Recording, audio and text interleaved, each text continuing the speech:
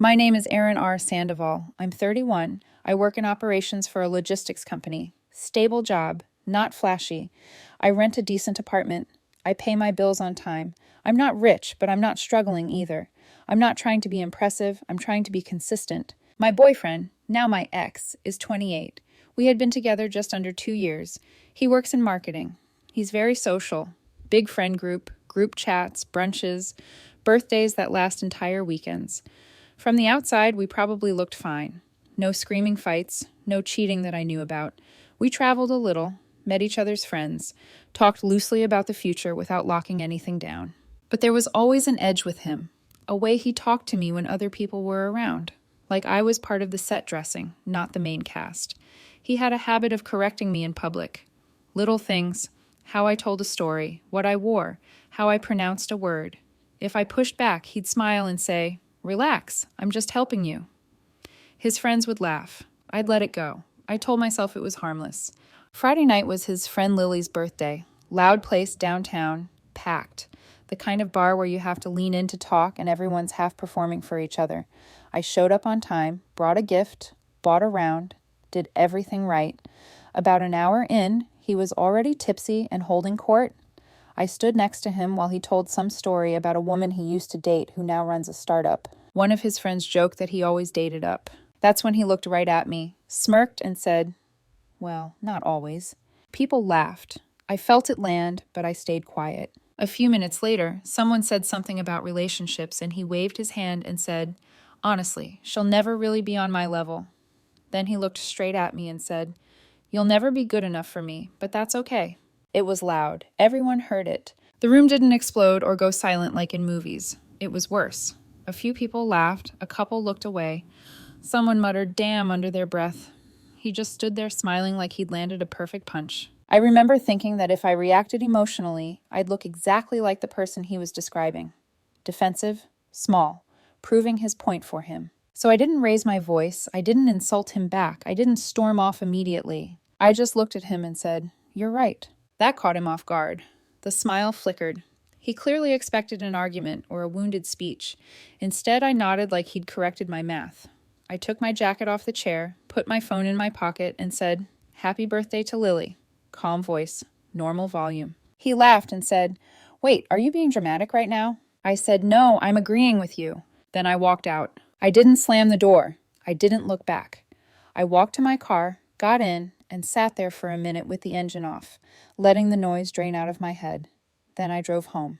On the drive back, my phone buzzed a few times. I ignored it. I wasn't angry. That was the weird part. I felt clear, like something loose in my head finally clicked into place. At home, I put my keys down, poured a glass of water, and sat on the couch. I didn't text him. I didn't post anything. I didn't rehearse a speech. Around midnight, my phone started lighting up again. Not from him, from numbers I recognized. His friends, the same people who laughed, the same people who heard everything. That was when things took a turn I didn't expect. The first message came from someone I barely talked to. Jenna. We'd exchanged maybe 5 sentences total in almost 2 years. "Are you okay?" she wrote. I didn't answer right away. I stared at the screen, surprised she'd reached out at all. Then another message came in. Mark, one of the guys who'd laughed earlier. "Hey, that was rough. You didn't deserve that." A few seconds later, Lily herself texted, "I'm really sorry about what happened. I didn't know he was going to say that." That was when I realized this wasn't going the way he probably expected. I finally replied to Jenna and just said, "Yes, I'm fine. I went home." She responded almost immediately. Good, because that wasn't okay. Mark followed up with something that stuck with me. He said, "He's been saying stuff like that for a while, but tonight was the first time he said it to your face." I asked what he meant. There was a pause, long enough that I knew he was deciding whether to cross a line. Then he said, "He talks about you like you're a temporary situation, like you're someone he's dating until something better lines up. Most of us assumed you knew." I stared at my phone for a long time after that. More messages came in. Different people. Same theme. Awkward apologies. Explanations that all sounded like, "We thought you were in on the joke," or "We didn't think he'd ever say it out loud." No one defended what he said. Not one person tried to excuse it. Lily sent another message that hit harder than the rest. She said, "After you left, he went off. He said you embarrassed him by walking out, and that you proved his point by being insecure." She paused, then added, "I told him no. You proved the opposite. You handled it better than anyone in that room would have." Apparently, that didn't go over well. Lily said he tried to laugh it off at first. Then he got defensive. Then he got mean. He started saying I was lucky he even dated me, that he was trying to help me level up, that I should be grateful for his honesty. Lily told him if that was how he really felt, he should have kept it private or broken up with me instead of humiliating me in front of everyone. According to her, that's when the room fully turned. People stopped laughing. A couple of his friends told him to chill. Someone said, "Man, that was out of line." He grabbed his jacket and left angry and alone. I didn't respond to him that night at all. At 2:17 in the morning, he finally texted me, "Are you really going to ignore me over a joke?" I put my phone face down and went to sleep. I woke up to a wall of messages. They swung hard between anger and guilt. First he said I overreacted. Then he said I abandoned him. Then he said I embarrassed him in front of his friends. Then he said he was sorry if I was hurt, but that I needed thicker skin. That last one told me everything. I replied once, just once. "We need to talk later, not over text." He called immediately. I let it ring. I wasn't ready to hear him try to rewrite reality in real time. Instead, I went about my day. Grocery store, gym, laundry, normal things, grounding things. Every time my phone buzzed, I checked it calmly. No spike of anxiety, no urge to fix anything. Around mid-afternoon, Jenna texted again. She said he was losing it in a group chat, saying people betrayed him, saying they should have backed him up, saying I was manipulative for leaving quietly instead of arguing. Jenna said something that stuck with me. "When you left, it forced everyone to actually hear what he said. If you had yelled, it would have turned into drama. But you agreeing with him made it impossible to pretend it was a joke." That felt right. By early evening, he finally sent a message that sounded different, shorter, quieter. "Can we please talk tonight? I feel sick about this." I agreed to meet at my place, neutral ground, somewhere I could leave the conversation if I needed to without packing a bag. He showed up around 7, eyes puffy, no bravado, arms crossed like he was bracing for impact. The panic had already started. He started with, "I didn't mean it like that." The sentence came out fast, like he'd been practicing it in the car. I asked him how he meant it. He said he was frustrated, that he felt like he was carrying the relationship, that he wanted me to be more ambitious, that his friends all dated people who were farther along. He said it like context would soften the blow. I asked him why he said it in front of everyone. He said, "Because you don't listen when I say things privately." That wasn't true, but I didn't argue. I just asked one question. "If you really believe I'll never be good enough for you, why are you dating me?" He didn't answer right away. He cried instead. Quiet tears, shallow breaths, no words. I sat there and let it happen. I didn't touch him. I didn't rush to reassure him. I wanted to see what came after the emotion. When he finally spoke, he said he felt stuck, that he loved parts of me but worried he was settling, that seeing his friends with louder lives made him panic. He said he never meant to hurt me. He just blurted it out. I told him something calmly that I hadn't said before. "You don't get to manage your insecurity by cutting me down." He looked at me like the thought had never occurred to him. I explained that ambition isn't something you shame someone into. Respect isn't something you threaten away. Love doesn't include keeping score in public. He tried to pivot. He said he was just being honest. He said couples should push each other. He said I was twisting his words. I stopped him. "This isn't about wording. You told me I'll never be good enough for you. I'm choosing to believe you." That landed. He asked if I was breaking up with him. I said I already left. Tonight was just logistics. He got angry then. He said I was being cold. That real relationships fight. That walking away was cowardly. I told him staying when someone tells you they see you as lesser isn't maturity. It's self-abandonment. We sat in silence. Finally, he asked what I wanted. I told him I wanted my keys back and some space. He took his keys off the counter and set them down without arguing. Then he asked if this was really it. I said yes. He left shortly after. No yelling, no scene, just quiet resentment. After he left, my phone buzzed again. Lily texted, "I just want you to know, after you walked out, a lot of us realized we'd been letting him talk about you like that for months. You leaving made it impossible to ignore." That's when I understood what walking away had actually done. The first wave came fast. Missed calls stacked on my screen. Long texts sent back to back. He accused me of planning it, of waiting for the right moment to humiliate him, of being weak for agreeing with him instead of arguing like a normal person. He said I blindsided him, that I embarrassed him, that I proved his point by leaving quietly instead of fighting. I didn't respond. Then the tone shifted. Confusion replaced anger. He asked if I was serious, if this was really happening, if I just needed space, if we were actually done. The questions overlapped, tripping over each other, like volume could reverse a decision. I stayed silent. By midnight, the apologies started. Not clean apologies, conditional ones. I'm sorry if you felt compared. I'm sorry if my honesty came out wrong. That's not what I meant. I read them once and put my phone down. The next morning, I blocked him. No announcement, no warning. Phone, messaging apps, socials, everything. I wasn't doing it to punish him. I was doing it because I'd already seen how this played out when the door stayed cracked open. He didn't handle the silence well. By that afternoon, mutual contacts started reaching out. People asking what happened. People saying he was spiraling. People saying he didn't understand how I could just disappear. One message stood out. A friend said, "He keeps saying he can't believe you didn't fight for him."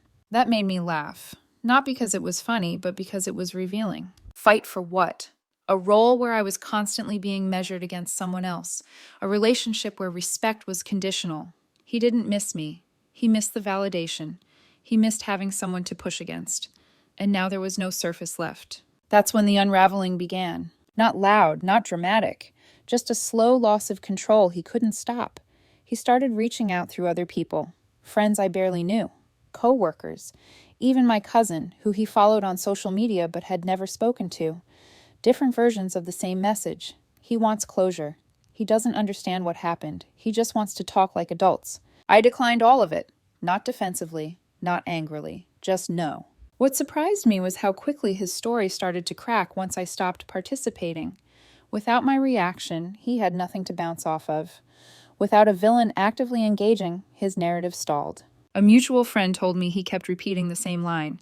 She left me the same way my ex did. Like that was the injustice. Not why it happened, just that it happened again. Someone finally asked him if maybe there was a common denominator. He didn't like that question. Once that question landed, everything around him shifted. Not in a loud way, in a quiet, unsettling way that stripped him of control. 2 different women. Different jobs. Different timelines. Same ending. No yelling, no chasing, no second chances. Just a clean exit after being compared and diminished. He kept insisting it was coincidence, that women like that always leave when they realize they can't measure up. The room didn't agree anymore. I heard updates without asking for them, the way you do when someone's story starts unraveling on its own. He tried dating again almost immediately. App screenshots, first date stories, the same routine. But there was a difference this time. He kept bringing up his exes, both of us, framing us as women who wanted admiration without accountability. People stopped engaging. Once a pattern becomes visible, it's hard to unsee it. He tried one last angle through email. Professional, polite, almost detached. He wrote that he'd been reflecting, that he understood now why things fell apart, that he wasn't asking to get back together, just asking for closure. 10 minutes, coffee, neutral ground. I read it twice, not because I was tempted, but because I noticed what wasn't there. No ownership, no accountability, no acknowledgement of comparison or entitlement. It was framed like a mutual misunderstanding time and maturity could smooth over. I didn't reply. That's when the silence finally did what no argument ever could. Without my reaction, without my reassurance, without my anger, he had nothing to push against. The narrative stalled. The audience thinned. The leverage slipped. Meanwhile, my life got simpler. No tension before speaking. No internal math about whether a comment would be used against me later. No sense that I needed to outperform a memory to earn baseline respect. One night, I sat on my couch and realized my shoulders weren't tight anymore. I hadn't even noticed they were before. A friend told me he was fixated on the similarity, 2 women leaving the same way. He kept saying it out loud, like repeating it would turn it into an injustice instead of feedback. Someone finally said what no one had said before. Maybe it isn't bad luck. Maybe it's how you talk to people. He didn't have a comeback for that. The last update reached me without me asking for it. A friend I trust said he finally admitted something out loud that didn't sound rehearsed. He said he couldn't understand why people kept leaving when he was just being honest. That phrasing mattered. Just being honest was how he justified comparison. Just being honest was how he excused disrespect. Just being honest was how he avoided responsibility for how his words landed. My friend told him something he didn't want to hear. Honesty without care isn't honesty, it's entitlement. And comparing your partner to someone else isn't motivation, it's erosion. He went quiet after that. No joke, no reframing. Silence. That was new for him. I heard he tried dating again, but the energy around him had changed. People listened differently. Compliments didn't land the same. Stories didn't get the same reaction. When you lose the ability to control the narrative, you're left with your words echoing back. Nothing dramatic changed in my life. No revenge glow-up, no cinematic twist, just peace. Just the absence of being measured against a ghost. I noticed how my body felt, how I spoke without bracing, how I didn't replay conversations afterward to see where I'd gone wrong. I hadn't been wrong. I'd been accommodating. I thought about the moment he said I'd never be good enough for him. At the time, it felt like a dig. Later, it felt like a confession. He didn't want a partner. He wanted a benchmark, someone to stand on to feel secure. And the moment I refused that role, the structure collapsed. I didn't leave to teach him a lesson. I didn't leave to mirror his past out of spite. I left because once you see a pattern clearly, staying becomes self-betrayal. Two women leaving the same way broke the story he told himself about being unlucky in love. It forced a different question. He isn't ready to ask it. As for me, my life didn't explode. It simplified. I stopped shrinking. I stopped competing with memories. I stopped auditioning for respect. Quiet nights felt earned. Silence felt clean. If someone tells you you'll never be good enough for them, listen the first time. Don't debate it. Don't negotiate it. Don't try to earn your way out of it. Some statements aren't insults. They're exits. I took mine.